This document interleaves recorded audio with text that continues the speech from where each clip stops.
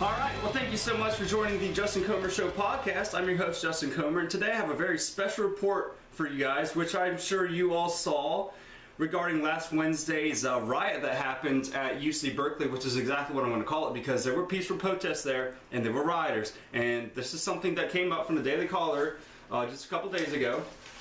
And I thought it'd be interesting to share with you guys because this probably won't be said on the mainstream media whatsoever. As we all know, they're all crooked, even Fox sometimes.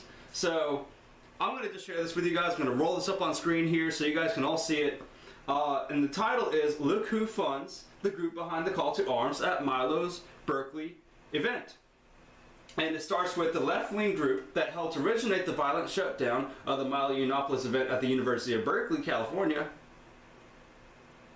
California, Berkeley. On Wednesday, it's backed by progressive charity that is in turn funded by George Soros, the city of Tucson, a major labor union, and several large companies. Now, if you don't know, George Soros has been behind major destabilizations of events, countries, Trump rallies. I mean, and the countries are the biggest thing. He bets currencies and fails the pound. It's all on record. He's done it all.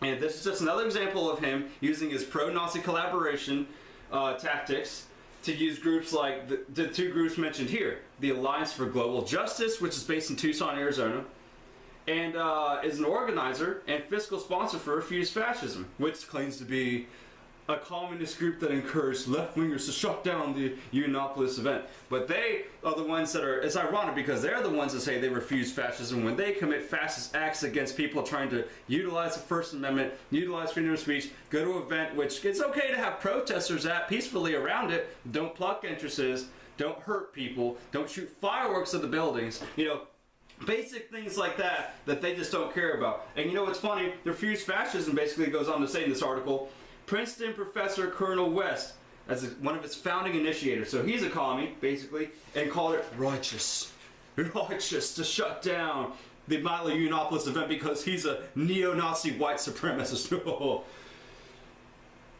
And it said the group asserted that the vandalism and arson were not violence. Oh no, it's not violent to shatter windows and hurt people and shoot fireworks and pepper spray supporters and shovel supporters down to the ground literally with shovels.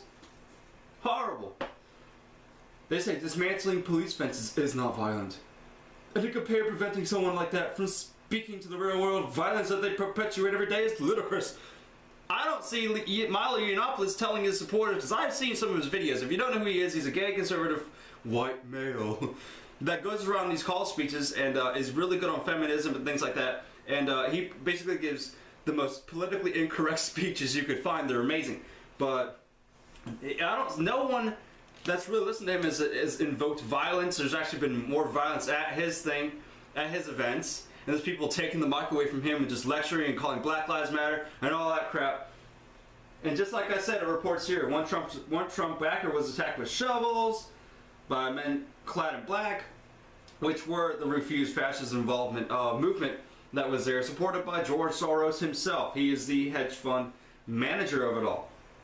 So it only gets worse, and there's charities for this, and this gets horrible. And this might, let's see, I'm going to see if we can show this to viewers on the screen here. Charities associated with several major corporations also donated. Here we go.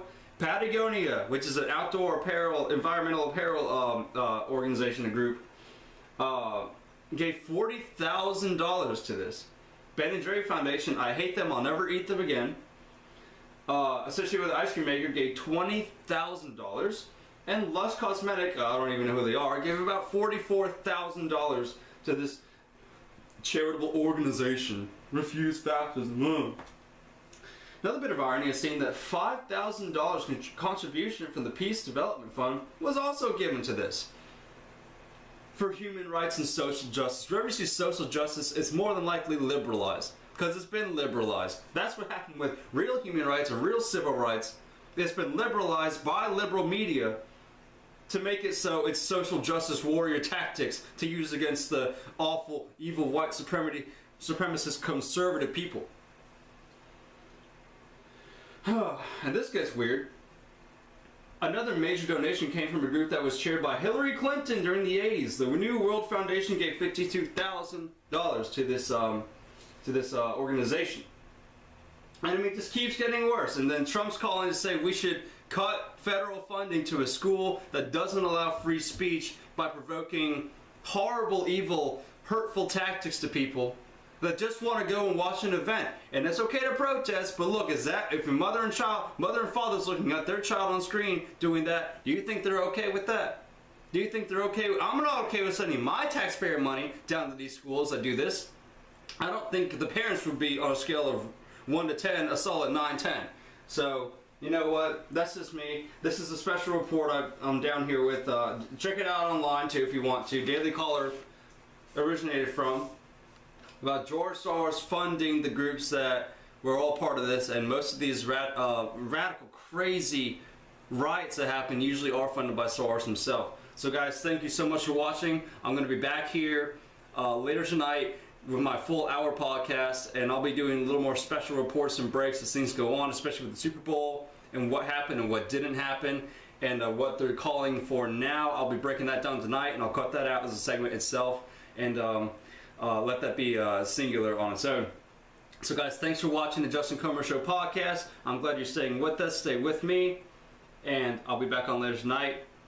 Download, save, like, subscribe, comment, whatever you need to do. Spread the word. Thank you so much.